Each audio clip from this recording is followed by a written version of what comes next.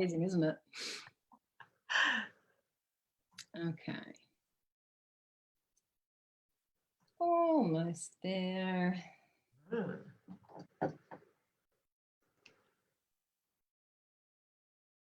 Okay. All righty. So looks like we are live. Oh, fantastic. Hi, so we're live. So, hi everybody. We are live in the How to Get Your Kids Through Lockdown Okay Without Totally Losing It interview series. And today we have got Lynda Moore joining us from the Money Mentalist, because let's face it, there are going to be some people out there in the world at the moment, in this group and in the wider groups that we're all sort of around, that are going to be feeling some quite significant financial pressure in these circumstances that we have found ourselves in over the last few weeks. So Lynda, welcome. It is amazing to have you here in the group. And I would love to ask you, because I think this is going to be a beautiful way of introducing you. You are a money mentor. What does that even mean? Right. So what that basically means is I have nagging rights about how you choose to spend your money. So no, fundamentally what I do is I combine my skills as an accountant. So we go through your numbers. You are a money mentor. Sorry, carry on. Yep. What so, does that mean? Oh. Right. So what that basically means is I have nagging rights about how you choose to spend. Carry on. Sorry, Lynda. Okay, that's all right. No problem. Just putting my page up so that I could see whether anybody had any questions once they join us. So I'm sorry about that. Okay, that's all right. Okay, so what I basically do, what a money mentor does is we help you look after your numbers and understand your numbers. That's about 20% of what I do. The other 80% is all about your money mindset, because believe it or not, whether we realize it or not, we all have a relationship with money, and that relationship impacts every single decision that we make. And far too many people are letting money make the decisions rather than them making the decisions with their money. Oh, right. Yes. Okay.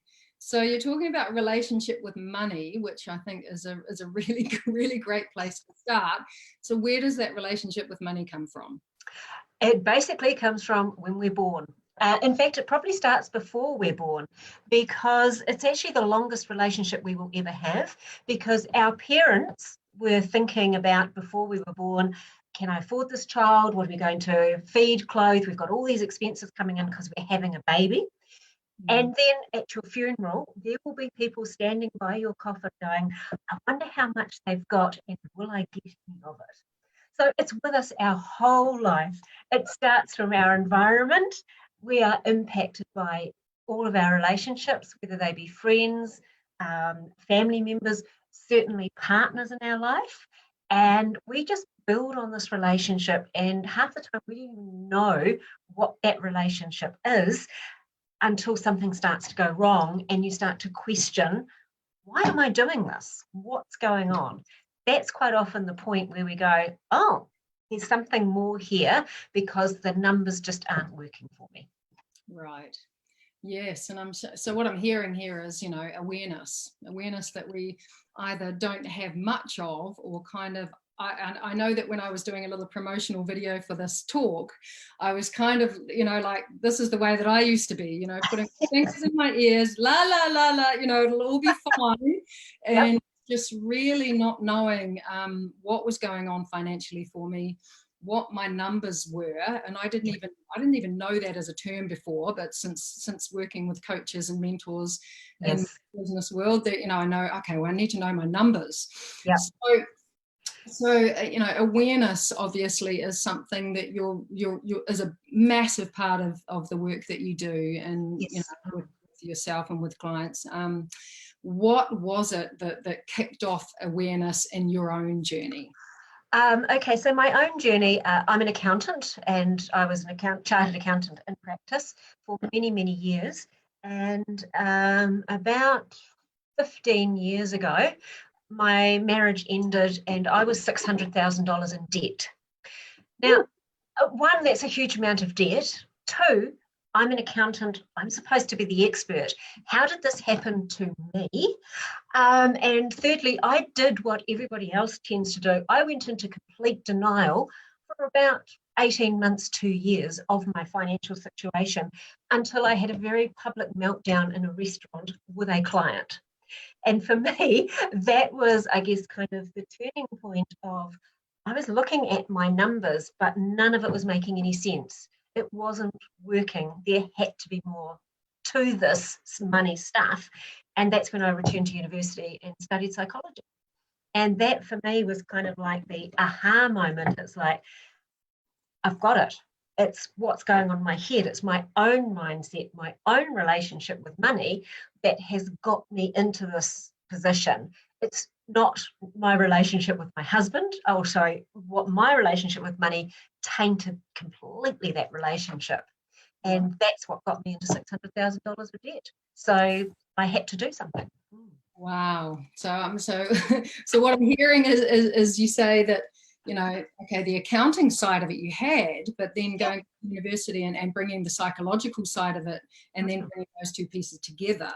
Yes. As if that was like the missing piece of the puzzle for you to be able to start not only getting yourself out of debt, but also to start working with other people. Yes, yeah. So it was a real big journey because I actually have an amazing mentor in the States, David Kruger. And when I met him like sort of 10, 12 years ago, he'd been working around money psychology for about 25 years. So I had to go through his program first. Maybe I became one of his clients. So I had to deal with all of this stuff and I had to unpack everything in my money story that got me to that point and then rebuild and restart before he would then certify me to work and train with others. So there's nothing that I go with my clients that I expect them to do that I haven't been through myself. But what I find really is interesting is the parts of the journey I really struggled with, some clients breeze through. The parts of it that I kind of breeze through, some clients actually struggle with. And that just highlights we all have such different relationships with money, so much different. And then, of course, you try and put two people together into a relationship, raising a family with two completely different relations. You've got a relationship of four before you even start having children. Yes. So you can imagine why couples struggle with money as well. Yeah, absolutely. I kind of, when I because obviously I'm a parent mentor, and when I talk to parents about, you know, the kind of the stuff that they bring in, you know, you've got parent A and they've got all of their kind of baggage and stuff that they bring in, and then parent B and they've got all of theirs, and then you kind of bring them in and try and work out how you smush exactly smush that stuff into a ball, and you know, without awareness around it, without kind of approaches or exercises or, you know, things to increase awareness around that, it can be really challenging, I'm assuming, and have experienced also, and something that can, you know, is much easier to avoid, or to, you know, just kind of wing it or see what happens kind of attitude. Yeah, I find there's two ends of the spectrum, and particularly with couples. So at one end of the spectrum, we have couples who think they're talking about money, but they are probably yelling at each other about it. Right? So sometimes money can be the cause of the argument, but fighting about money is really easy to do. So sometimes it masks other things within a relationship. And then at the other end of the spectrum, we have what I call my in-love couples, and they are the ones who generally sweep it under the carpet. They don't talk about money or they stop the conversations partway through because they don't want to hurt each other. And sometimes there are things that need to be said, but because we are in love, when it comes to money, we don't want to talk about it because we don't want to hurt each other. So those are the kind of the two ends of the spectrum. And I suppose my role is to kind of bring you to that point in the middle. It's exactly the same as you do around how do you parent, because I would imagine parenting can have those two ends of the spectrum going on as well. So there's a huge parallel between how we parent and how we relate to money as well. Absolutely, because it's all about relationships, isn't it? And it's about relationships, how we were parented, and what, you know, how that's influencing what we're bringing in. And the what sort of came to me while you were talking is, you know, when you've got this couple and you're bringing, you know, you're smushing the ball together and creating the way forward in a relationship with money, and then you add kids into that, and it's a, you know, then things really start to get interesting. Yeah.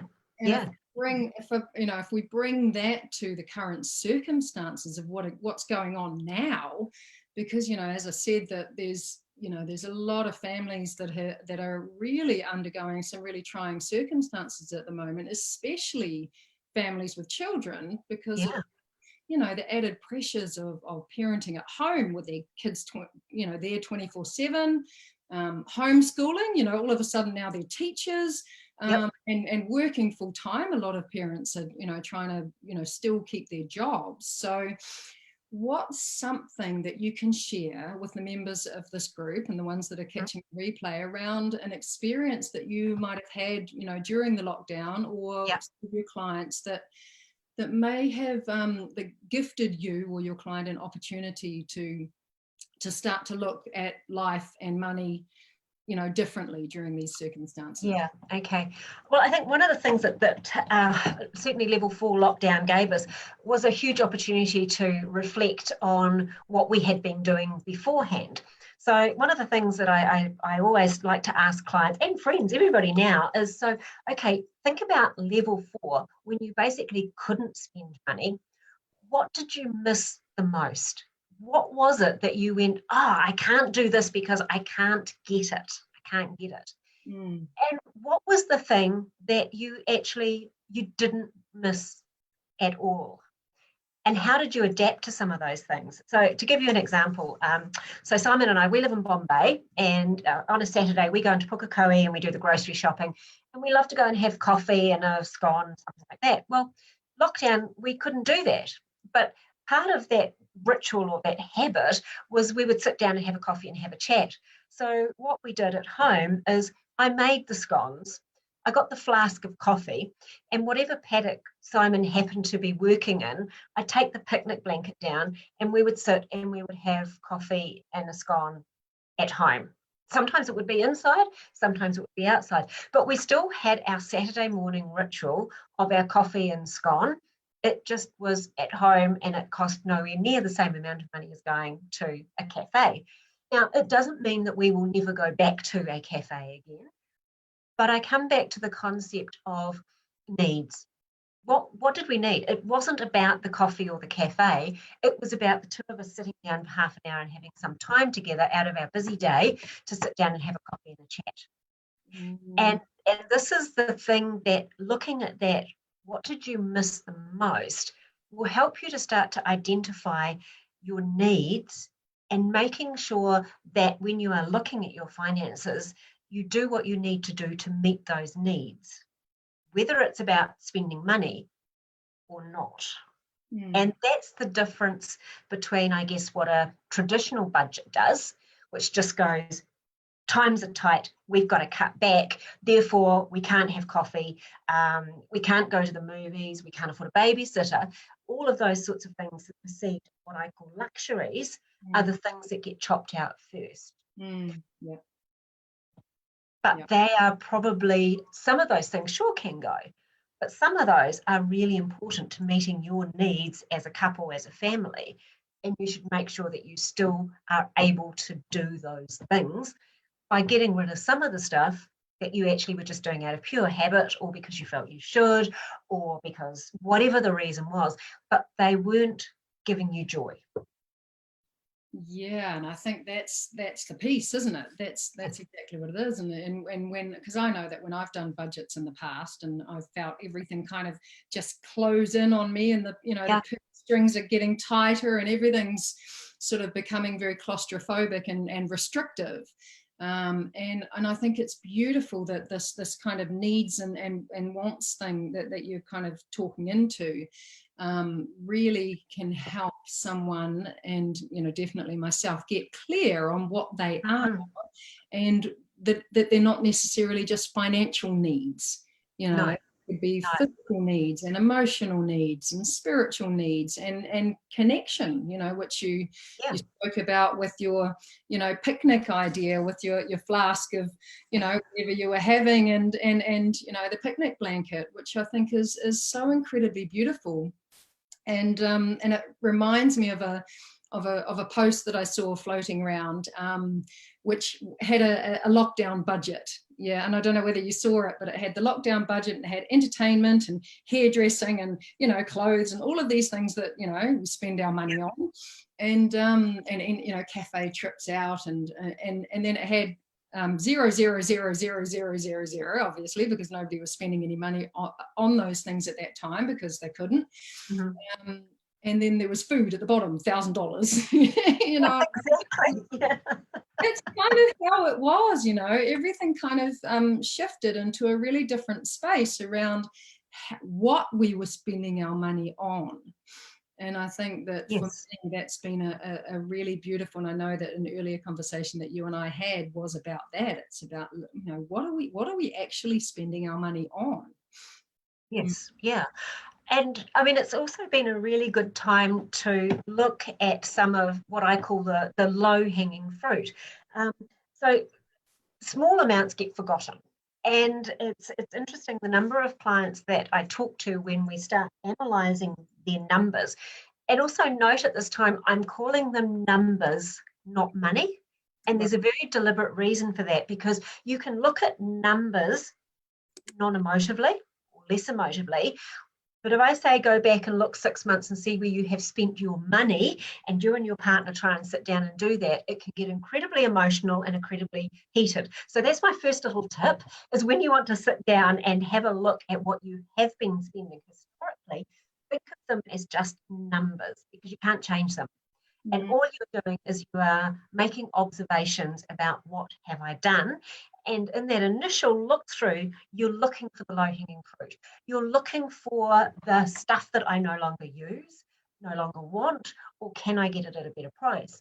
So you should be getting on the phone to your power company, to your phone supplier, to your insurance providers, and checking all of those kinds of numbers to make sure that you are getting the right product at the right price for the right need and situation that you are in now.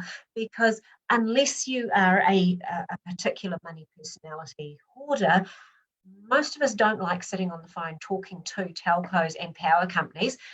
They love doing it. They will research and they will absolutely love it. So if you have someone like that in your household, give them a few hours, get the kids out of their face, give them time to get on the phone and research and look at all of those types of fixed costs and see what deals they can do. They'll be in their happy place. So that's the first thing. So look for things like that. Don't be afraid to pick up the call and ask people, ask for better deals. Ring the bank, talk about the interest rate on the credit card or your mortgage or whatever. Talk to your landlord. Just be really open. Don't get angry or, you know, the poor me sob story, because I read somewhere, you probably saw this too, that COVID-19 has turned every New Zealander into a beneficiary. Because we've all got some sort of grants or something like that. So, you know, just be real and ask some questions, and just start asking questions about what are we spending. And then once you've gone through the obvious things, it's the little, I love my Kindle books, and I actually get quite a surprise. It's only $2, but when you buy 10 or 15 a month because the email pings up from Amazon and goes, have a look at the latest deal, like, oh, I'll have that, and you don't register the little $2 amounts. So some people it might be stuff on Apple, or it might be other little bits and pieces on Amazon. So look at all of those little low-level stuff and see what the patterns of behaviour are. And if you have children who are of an age where they have your credit card, please take it off them, because you will be amazed at potentially how much your children are spending that you are not aware of because it's such a small amount. Yes, like little apps or games or little things like that which can really add up. Just going back a little bit with something that you said, which I thought was incredibly important, and it really resonated with me, was the kind of charge around the word money, you know, and the loading that it has, and the emotional kind of hook that you know that it has in that, and I think it's really beautiful how you've spoken around that, and how to, you know, a tip around shifting that around, you know, talking about it as numbers, you know, sort of making it a bit more objective rather than this kind of subjective emotional pull that it can have. Yeah. And the other bit was the awareness of where the money's going. Because I mean, I'm exactly the same. I'm like, the last thing I want to do is to sit on the phone and ring up all these companies and find out what the best deal is. And I know that I could be saving money, but I still avoid it like, you know, anything. Yeah. But the other thing that I've noticed people doing is using Facebook, is using the community groups and saying, you know, what deal are you getting, and you know, what deal are you getting for that? And I think that's just a brilliant way, because, as you say, there are people where that is their kind of happy place and they love to do it. Yeah. And you know, it doesn't mean that they're necessarily in our family, because I don't think I'd have anyone in my family that would be their happy place to be perfectly honest with you, you know, which is, you know, obviously created my relationship around money with my family. But, you know, reaching out slightly past our four walls, you know, may be a really good way to do that. Yeah. There is always a way to, it's all about recognizing your place and your relationship with money and being really comfortable with it. Because I'm not naturally, I wouldn't sit on the phone to the telcos or anything like that. That's not naturally me either. But I'm very fortunate that I have a partner who enjoys doing that sort of thing. So he does it and I just go, it's really good. I'm the one that will probably find what we're going to spend the money on. But the thing is that it's actually, once you realize what your relationship is and what your money personality is that between you and your partner, you work to the strengths of both, rather than looking at the weaknesses of what those personalities are. Both of them have, you know, you have some amazing strengths within them. And once you actually work together as a team and understand all that and understand where you've come from, and just as importantly, where you want to go, that's when you start making better choices with your money. Because when you are forward thinking, we want to think of it as money, because we want to look at it as, we have this amazing resource. Money is a tool. It's going to get us where we want to go. Where do we want to go? And if you don't have that, where do we want to go, then quite frankly, it doesn't matter what you do with your money, because you don't have that forward thinking. You don't have that vision around you as a couple, you as a family, you as parents, about what's really important. And therefore, it doesn't. I've said this to clients and they've kind of looked at me with horror when I said, well, you know, if you don't have a vision, if you don't know where you want to go, then spend it all and have fun. And they're kind of going, what? And I've gone, but that's the reality. And that's quite often, and that's kind of a bit about how I sort of got $600,000 in debt, was because I thought I had a vision, but I didn't have a shared vision with my husband. Right. We hadn't actually shared that. We hadn't got on the same page about the money. Yeah, I think that's beautiful. And I think the you know, what really struck me about what you just said was the focus, you know, where you're putting your focus, right? And I mean, I talk a lot about this in terms of my parenting, because a lot of the focus, and this isn't just in parenting, it's just in life, that we tend to focus on the negative. You know, we tend to focus on what's wrong. And I watched a brilliant TED talk a little while ago, and they were talking about communities. And they'd said that rather than focusing on what was wrong in a community, they started to focus on what was strong.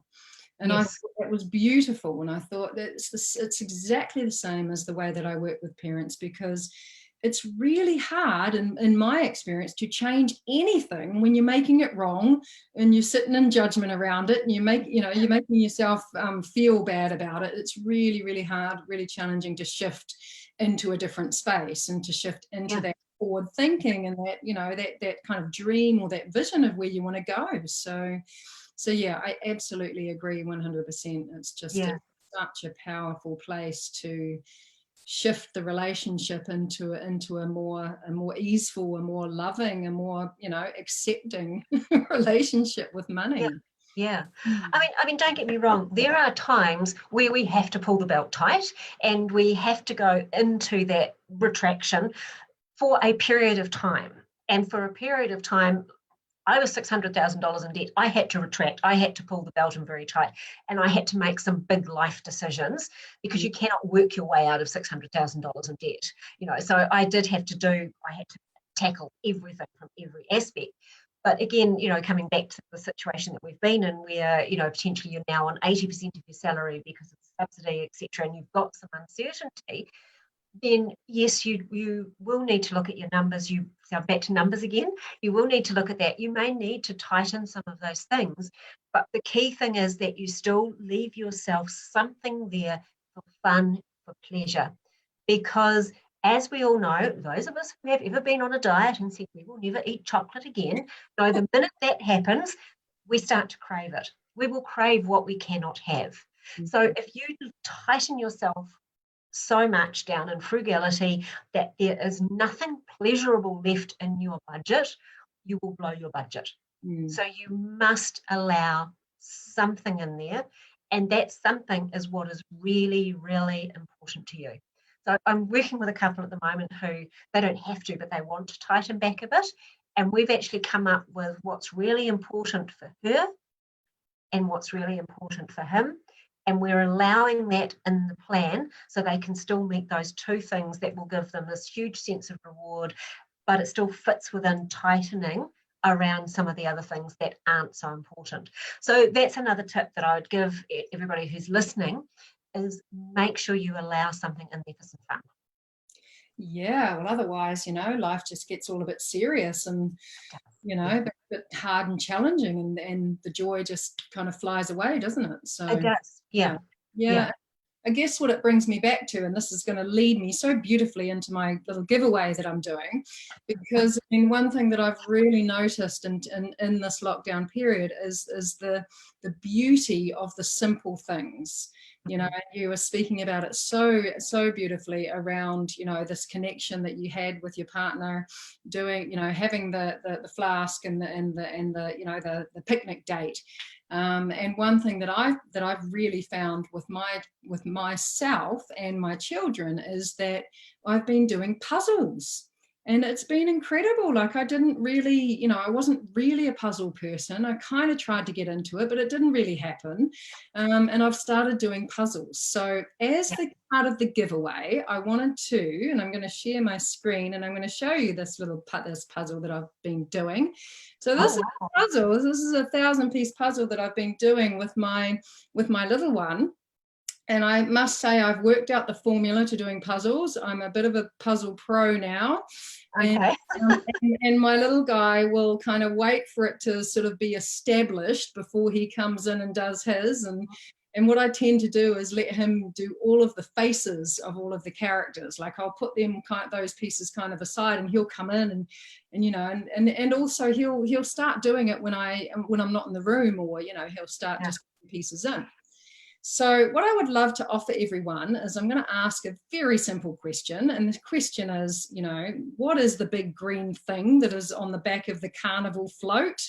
And so we can put that answer in the comments below this video, and I'll put you into a little draw. And what I would love to gift the person who wins the draw, which is very much in line with your connection that you found with your partner, is something that they can share with someone that they love, or someone that they want to spend time with, that's going to arrive in the mail. So that is the little giveaway that I'm offering during this live session. And the answer, the question is, what is the big green thing that is being pulled by the tractor on the carnival float that's walking down the street in this crazy puzzle, which was loads of fun. So we've got a couple of was jigs, because I love puzzles as well. And they're interesting and challenging to do. They keep you quiet for quite a long time. So are they the ones where you don't have a picture and you're looking at the picture? Is that? Yeah, the picture that's on the box is not necessarily what you end up making. The kind of basic form is there, but it's no use sitting at the box and expecting to replicate it, because it doesn't. Yeah. It's not going to happen. Yeah. It's not going to happen. My other one actually said to me, goes, "Mum, could you imagine if we didn't have the box?" Yeah. I'm like, no, let's just not think about that. Not good, yeah. Because I'm looking at a piece and I'm just like, can you find out where that goes? And and he's my little detective, and it's amazing.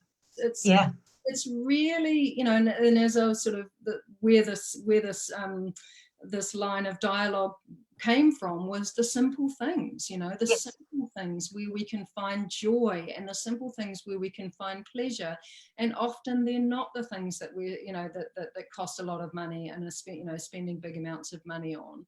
So Yeah. yeah, so that was, I think, is a really beautiful piece to kind of put in here before we move on to our next question. And one thing that I'd love to ask you, Lynda, I mean, you've kind of touched on it to some of the aspects a little bit already, but what's the biggest thing that stands in the way of people changing their mindset about money? A lot of the time, they're simply not ready. It's the same as changing anything.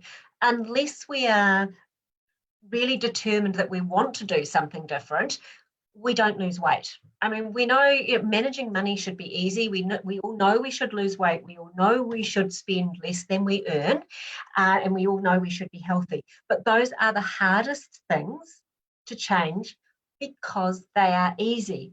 So we make the really easy things really hard, and we keep talking ourselves out of it because we don't need to. I'm okay, I'm fine.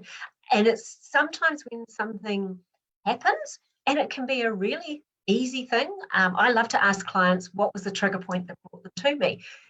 And quite often it's something really small. Like one couple came to me and the husband said to me, he said, guy down the road, I've got a pretty good idea how much he earns.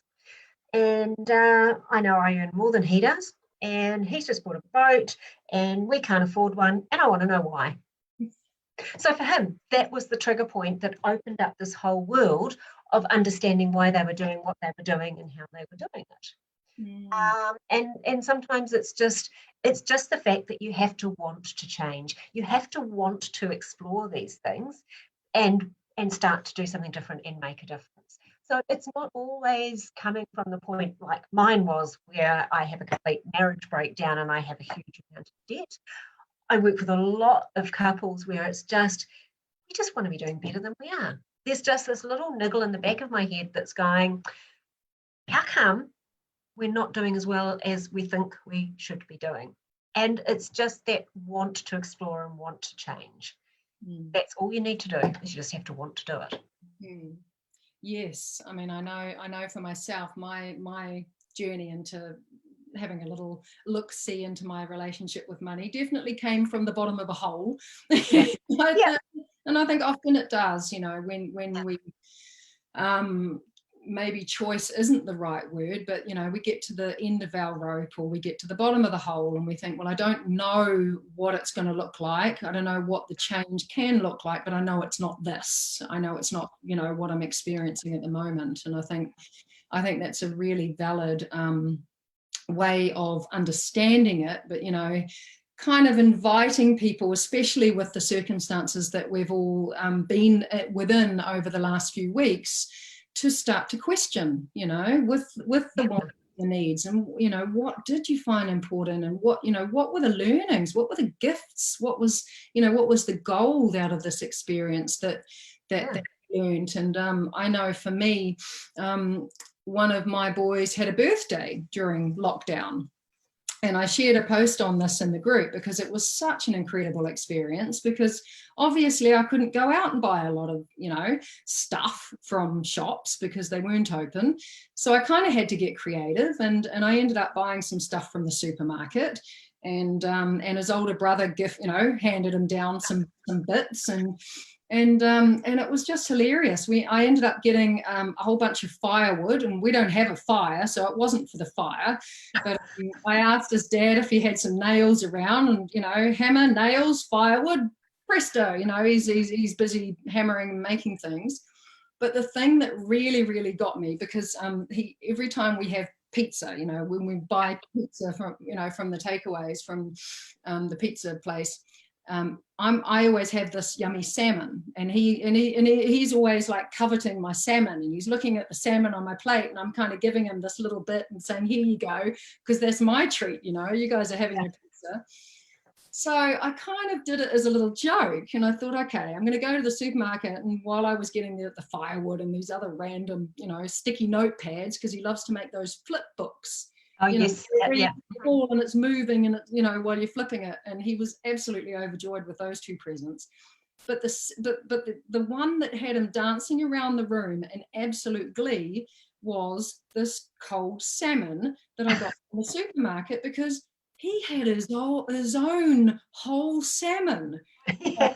And he was dancing around the house. It was beautiful. And I just thought, well, you know, that is a gift that I gave him, that I kind of thought, oh, you know, he'll probably kind of like it.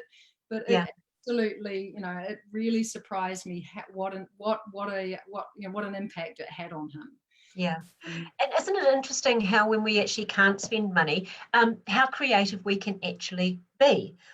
We shared most of our lockdown because, as I said, we've got a little farm here, so we get workaways. Couples come and stay with us, and they work on the farm. And we had this amazing French couple for the whole of lockdown, and it was really cool. And they were very much into games and play. And so one Saturday afternoon, we were down in the paddocks with a 6-hole golf course, and we were playing golf in the paddocks around the cows, through the cow pads, and all this sort of thing. yeah. And it was absolutely hilarious. You know, it was so much fun. And then we did things like scavenger hunts.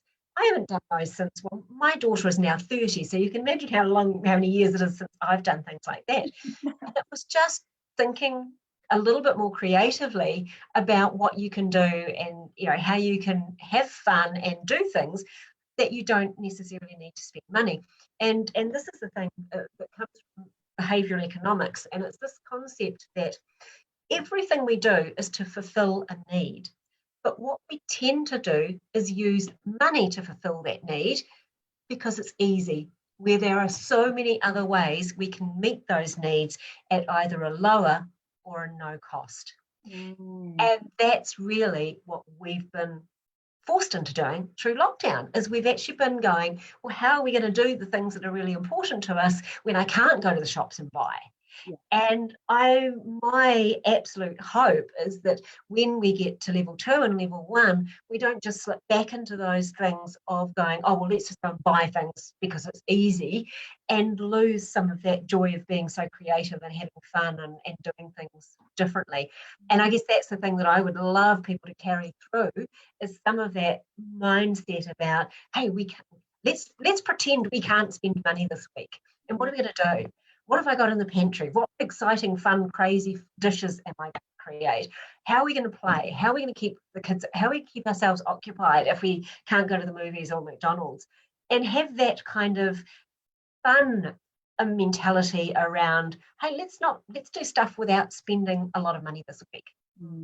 Yes, I love that. And I can feel that, you know, the difference in the energy of that, because it comes from a place of not lack or kind of missing out or FOMO, you know, fear of missing out, but it comes from a place much more like, what's possible, you know, what else is possible here? And, you know, it's got this real sort of delicious curiosity to it, you know, Yeah. which I really feel.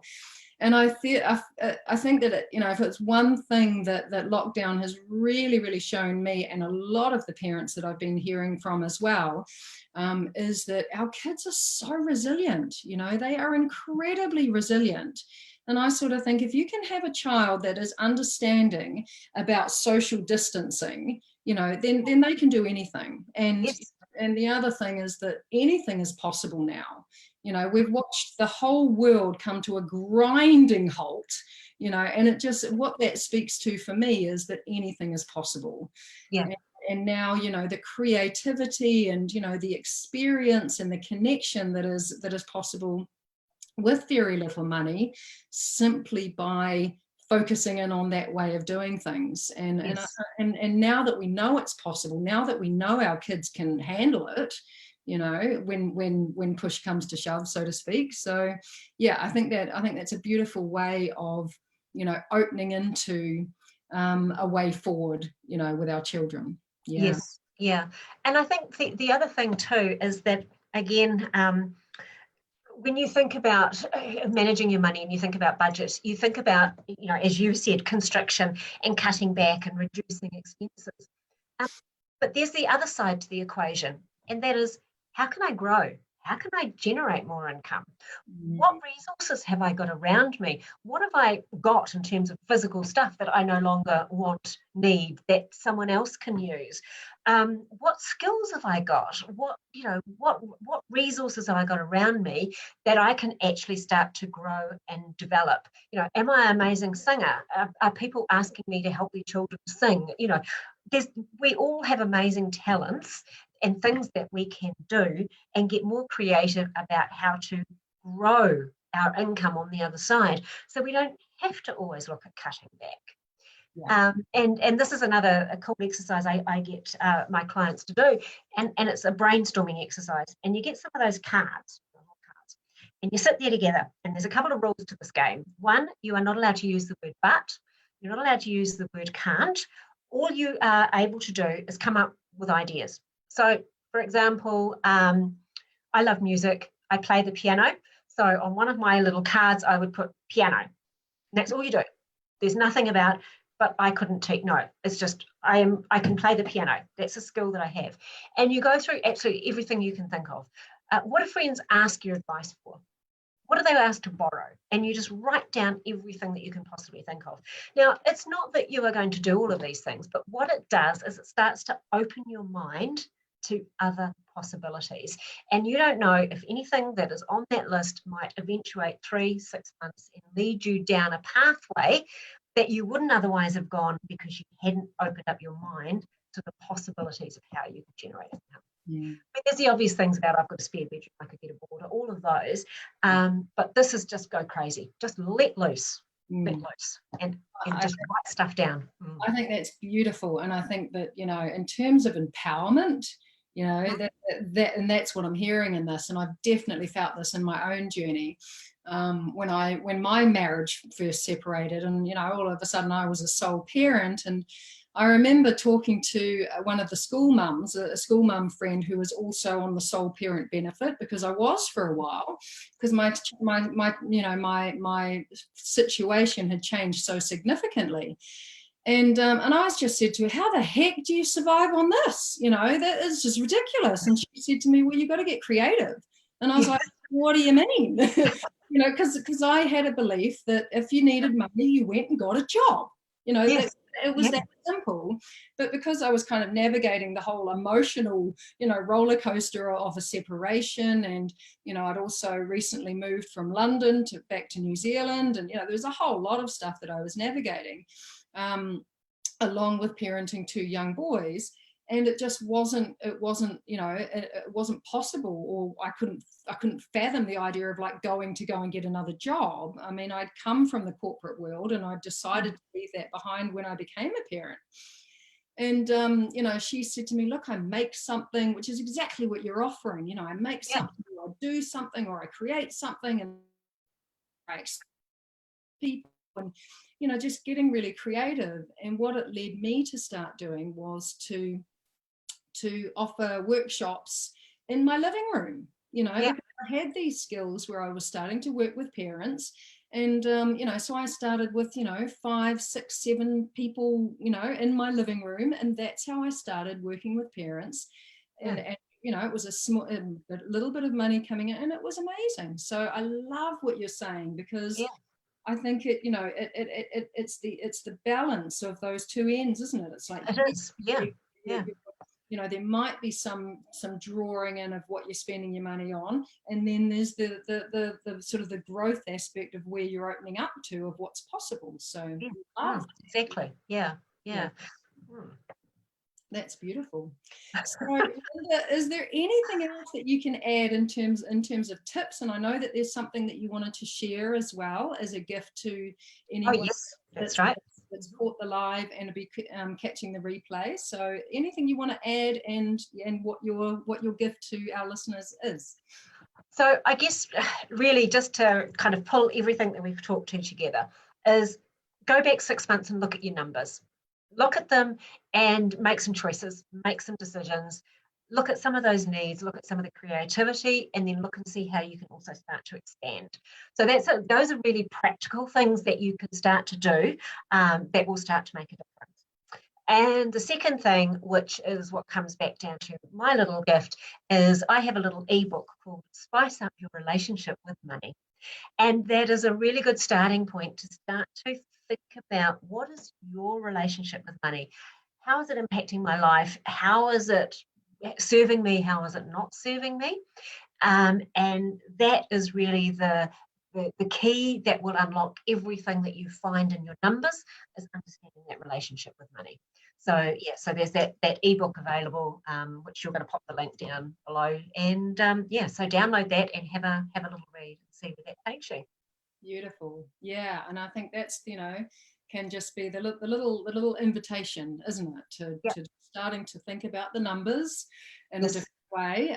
Yeah, and that's beautiful. So Lynda, thank you so much. We're going to wrap up this session now, and I'd love to invite you to speak again on some other topics, because obviously this is a vast topic that we can go down so many little different avenues and paths around relationship to money, around the financial aspects of lockdown, and the bigger picture of how to move forward. So thank you so much. I'm looking forward to having another interview and another talk really soon, and also wanting to introduce and it's interesting because you actually touched on it. One of the talks next week is going to be with Sharon Tompkins, another incredible woman who we both know, and we're talking about fridge struggles. I love it. It's quite hard to get out. Fridge struggles, for a lot of people out there, have been very real. So we're going to be talking about that in the group next week. I'll let you know when that's going to be, because I know you mentioned chocolate and all these pieces, and it's just how many times have you found yourself at the fridge over the last few weeks, and my boys included. I'm like, what are you doing at the fridge? And they don't actually know. It's like, I just had lunch. So, the fridge struggles are real when we're not used to being at home as much as we are. Exactly. I work from home and I've still felt it, so I've got no excuse. But I'm really looking forward to talking to Sharon next week on the topic of fridge struggles being very real over this lockdown period and how we can move forward out of that. So thank you so much for joining us, Lynda, and I will put that little the link down below for the gift for the ebook, because I'm sure that the people that are either listen to the live or going to listen to the replay will be very interested in starting to get some more information, some more awareness around their relationship with money. Yeah, no, it's been my absolute pleasure. And I guess as we're going to be talking again, if anyone had some questions they would like us to address, maybe they could send those to you as well, and we could make sure that we included them, when we talk again. That's a great idea. Thank you so much for bringing that in. Beautiful. That's right. All righty, Lynda. Thank you so much for joining us. I hope you have a lovely evening, and I look forward to talking soon. All right. Thanks. Bye. Bye.